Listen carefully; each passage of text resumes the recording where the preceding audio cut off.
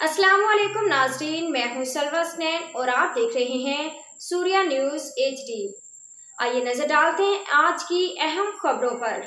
कराची आजिज फकीर डिस्ट्रिक्ट के मलीर एसओ कायदाबाद ने चौक से ठेलों और पथारों से रोड पर कब्जा खत्म करके ट्रैफिक बहाल कर दी है। एसपी ट्रैफिक जिला मलीर की हिदायत पे एसओ ट्रैफिक हुक्मदार आर के साजिद गुजर कायदाबाद चौक और इसके अतराफ तजावुजात के खात्मे के लिए खुद निगरानी कर रहे हैं। कायदाबाद से गुलशन हदी जाने वाले रिक्शों के खिलाफ रोजाना की बुनियाद पर कानूनी कार्रवाई अमल में लाकर मुकदमा दर्ज करवाए जा रहे हैं, जबकि खरीदारी के लिए आने वाले शहरियों को भी पैदल चलने में शदीद दुश्वारी का सामना करना पड़ता है।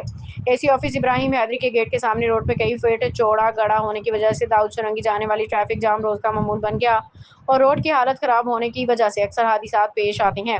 ट्रैफिक पुलिस का कहना है कि अपनी मदद आपके तहत पहले भी इस गाड़ी की मरम्मत की, लेकिन रात के औकात में वाटर टैंकरों से गिरने वाला पानी इसको दोबारा खराब कर देता है।